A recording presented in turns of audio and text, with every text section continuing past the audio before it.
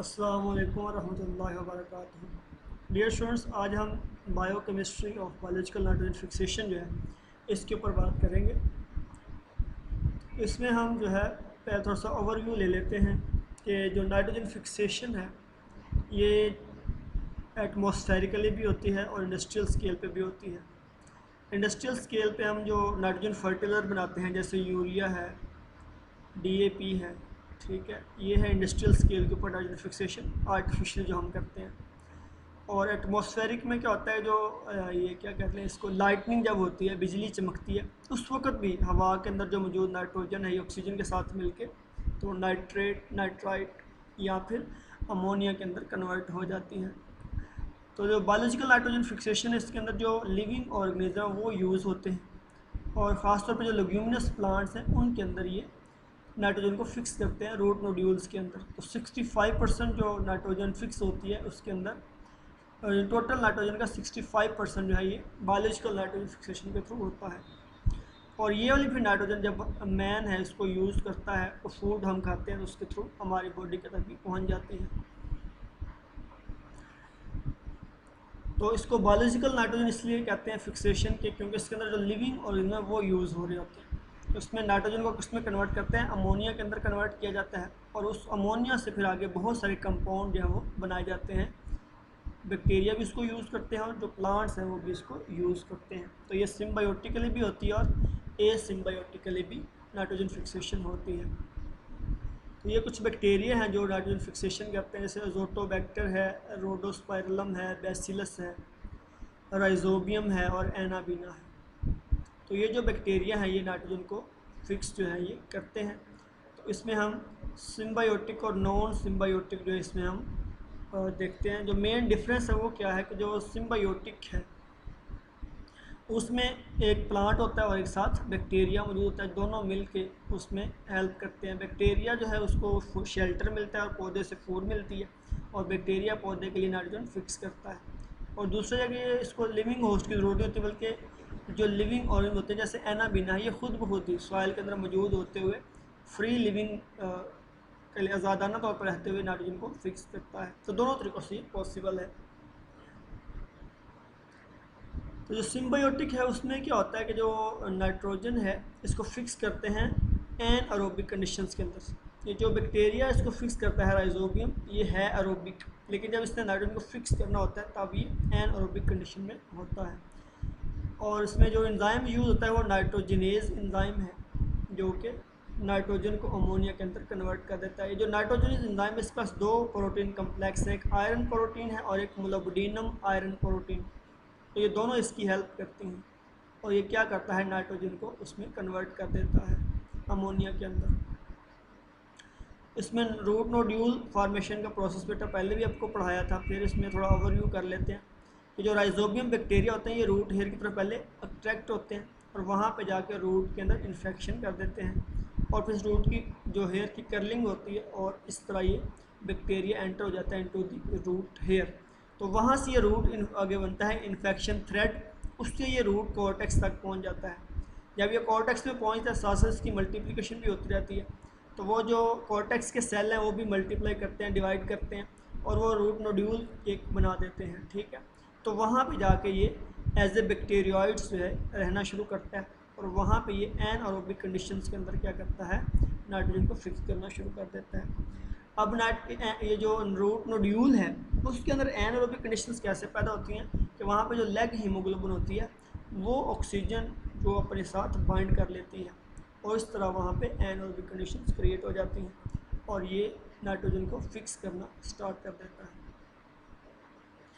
ये इसकी बेटा डायग्राम है, इसमें आप देख लें कि जो इस इन्फेक्शन थ्रेड पहले बनेगा ये इसको रूट के कॉर्टेक्स तक लेके आएगा और सबसे पहले ये अट्रैक्ट होंगे और जब अट्रैक्ट हो जाएंगे इसके साथ अटैच होंगे तो बैक्टीरिया के पास भी एक प्रोटीन है और एक ये रूट की जो हेयर सेल वॉल है इसके ऊपर भी क्या होते हैं, एक प्रोटीन लेक्टिन पाई जाती है, उसके ऊपर से आगे अटैच होते हैं और यहाँ से फिर ये जब कर्ल बनेगा तो ये आपस में मिल जाएगा और यूँ बैक्टीरिया इसमें एंटर हो जाएंगे। यहाँ से ये फिर इन्फेक्शन थ्रेड बनाते बनाते साथ साथ इसकी मल्टीप्लिकेशन होती जाएगी, रूट कॉर्टेक्स पहुँचेंगे। जब रूट कॉर्टेक्स भी आ जाएंगे तो ये आप देख सकते हैं यहाँ पे ये कॉर्टेक्स तक पहुँच गए, वहाँ पे जाके कॉर्टेक्स के सेल को भी डिवाइड करते हैं और ख़ुद भी डिवाइड होते रहते हैं, तो एक नोड्यूल जो है ये डेवलप हो जाता है। तो इसकी बेटर अंडरस्टैंडिंग के लिए एक मैं वीडियो भी आपसे शेयर करता हूँ, वो आप देख लें, इसमें आपको पता चल जाएगा रूट नोड्यूल कैसे बन रहा है। Root nodule formation on leguminous plants is a complex process that results in nitrogen-fixing symbiosis. The plant root releases nutrients that attract rhizobia and other bacteria.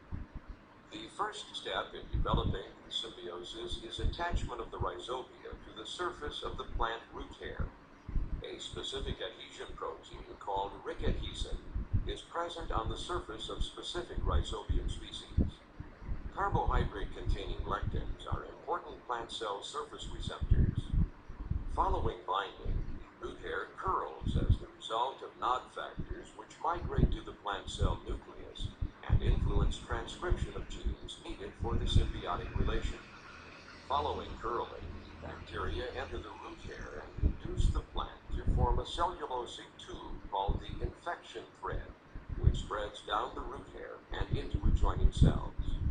Plant cells become infected by movement of bacteria through the infection thread and start to divide in response to nod factors from the rhizobia. The rhizobia multiply rapidly in the plant cells and are transformed into misshapen structures called bacteroids.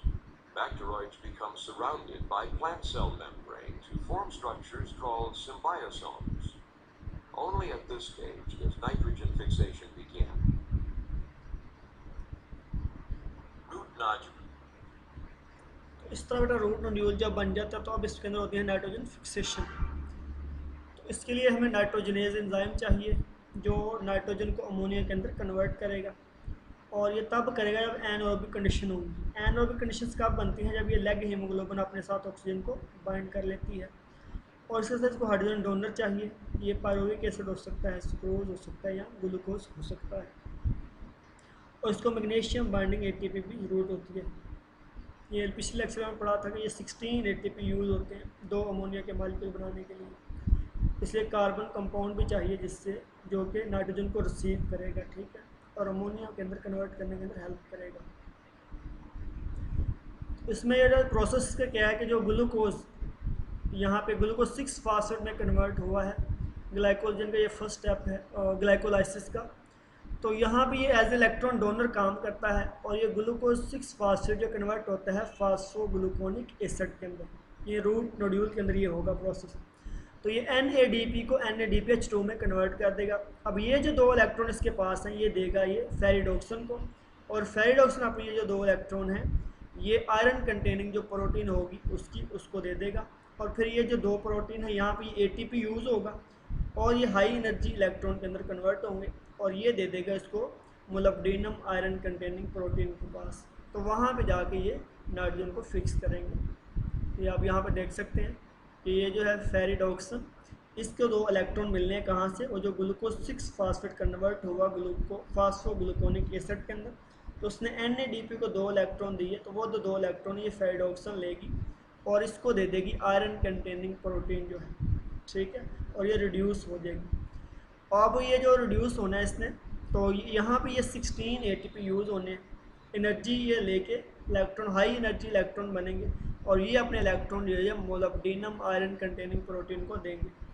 अब ये वाले जो है high energy इसको use करते हुए, तो ये जो मॉलिक्यूलर एनर्जी है इसको कन्वर्ट कर देंगे अमोनिया के अंदर, ठीक है। तो ये फिर वापस इस तरह आते जाएंगे, और ये बार बार जो है पीछे से एनर्जी मिलती जाएगी इनको, और ये इस तरह कन्वर्ट होता रहेगा ये प्रोसेस है। तो आप देख सकते हैं इसमें जो है दो अमोनिया बनाने के लिए 8 हाइड्रोजन चाहिए, एक अमोनिया के लिए 4 हाइड्रोजन रिक्वायर है। इस तरह दो अमोनिया के लिए 16 ATP यूज़ होते हैं, तो एक अमोनिया का मॉलिक्यूल बनाने के लिए 8 ATP जो यूज़ होंगे। तो ये बेटा इसका मैकेनिज्म है कि किस तरह जो नाइट्रोजनेज एंजाइम है नाइट्रोजन को किस में कन्वर्ट कर देता है, अमोनिया के अंदर, ठीक है बेटा। इसके बाद इसकी नाइट्रिफिकेशन होती है, जो अमोनिया बन जाती है इसको नाइट्रेट आयन के अंदर जो है कन्वर्ट किया जाता है। इस अमल को कहते हैं नाइट्रिफिकेशन। तो यहाँ पे ये नाइट्रोसोमोनास या नाइट्रोबैक्टर बैक्टीरिया जो इसको कन्वर्ट करेगा। इसके बाद इसकी होगी अमोनिफिकेशन, कि जो नाइट्राइट बना नाइट्रेट को नाइट्राइट के अंदर, और फिर ये आगे नाइट्राइट रिडक्टेज इसको अमोनियम आयन के अंदर कन्वर्ट कर देगा। तो बेटा ये जो जब प्लांट और एनिमल्स की डेथ हो जाती है तो उसको कहते हैं डी नाइट्रोफंग बैक्टीरिया जो हैं इसी के ऊपर अमल करते हैं और इसको ये डी नाइट्रिफिकेशन दोबारा मालिकुलर नाइट्रोजन में कन्वर्ट करते हैं, ये फिर एटमॉस्फेयर में चल जाती है। तो इस तरह नाइट्रोजन साइकिल ये कंप्लीट होता रहता है। लेकिन अभी हम पढ़ेंगे ये जो है अमोनिफिकेशन होगी, यानी नाइट्राइट ये जो बन के आया है इसको कन्वर्ट किया जाएगा किसमें, अमोनियम आयन के अंदर। ठीक है बेटा, अब अमोनिफिकेशन भी हो गई है, अब ये अमोनियम आयन जो है बन चुका है। अब इसका हम पढ़ते हैं सिमुलेशन कि ये कहाँ पे इस्तेमाल होता है, पौधे इसको कैसे इस्तेमाल करते हैं। तो इसकी सिमुलेशन बेटा ये है कि जब ये अमोनिया के अंदर कन्वर्ट हो जाता है तो यहाँ पे हमारे पास एक अल्फा कीटोग्लूटारेट आपने पढ़ा होगा क्रेब्स साइकिल के अंदर, तो अल्फा कीटोग्लूटारेट इसको एक्सेप्ट करता है अमोनिया को और ये ग्लूटामिक एसिड बनाता है। ये आगे डायग्राम में भी दिखाया हुआ है, देखिए अल्फा कीटोग्लूटारेट है, ये अमोनियम आयन को एक्सेप्ट कर रहा है और ये ग्लूटामिक एसिड में कन्वर्ट हो रहा है। ठीक है, या ग्लूटामेट। तो ये एक तो ये आपने पढ़ लिया। दूसरी ट्रांस एमिनेशन करता है, यानी क्या करता है कि ये जो अमाइनो ग्रुप है एक कंपाउंड से लेता है उसको दूसरे के ऊपर ट्रांसफ़र कर देता है। तो एक अमाइनो एसिड आया इसके पास अल्फा कीटोग्लूटारेट के पास, तो इसने इसका ये अमोनियम आयन जो है ये अमोनिया आयन इसको रिलीज़ किया यहाँ पे NH3 को और इसको एक और कंपाउंड के ऊपर अटैच कर दिया। जब अपने साथ इसको अटैच कर लेगा, ये देखिए अल्फा कीटोग्लूटारेट इसको अपने साथ अटैच करेगा तो ये किस में कन्वर्ट हो जाएगा, ग्लूटामिक एसिड के अंदर कन्वर्ट हो जाएगा। तो यहाँ पे ये क्या कर रहा है अल्फा कीटोग्लूटारेट, ये ट्रांस एमिनेशन कर रहा है, यानी ये जो अमोनिया यहाँ पे NH3 है अमोनिया इसको यहाँ से रिलीज़ करके अपने साथ अटैच करता है और ये ग्लूटामिक एसिड में कन्वर्ट हो जाता है। तो ट्रांस एमिनेशन भी इसकी होती है। ठीक है, इसके प्रोसेस में जो एंजाइम है ग्लूटामेट डीहाइड्रोजनेज एंजाइम यहाँ पे इस्तेमाल होता है। ठीक है, और यहाँ से फिर ये अमोनियम आयन की सूरत में निकल जाता है। तो ये एक्सेप्ट भी करता है, इसको रिलीज़ भी करता है। इस तरह ये कह लें कि नाइट्रोजन की सिमुलेशन जो वो हो जाती है। और एंड में हम देखते हैं कुछ ऐसे बेटा प्लांट्स होते हैं कि वो नाइट्रोजन को फिक्स नहीं करते, बल्कि वो जो प्लांट्स पहले से जिन्होंने नाइट्रोजन फिक्स की होती है या जिन एनिमल्स के पास ये फिक्स फॉर्म में नाइट्रोजन पहुंच चुकी होती है वहाँ से ऐसा सच उसको ले लेते हैं। जैसे पैरासिटिक प्लांट्स हैं, ये दूसरे प्लांट्स से क्या करते हैं जब उनके ये प्रोटीन वगैरह बनाते हैं, नाइट्रोजनस कंपाउंड बनाते हैं डिफरेंट, तो वहाँ से ये ले लेते हैं एज सच, यानी खुद नहीं बनाते हैं, उनसे लेते हैं।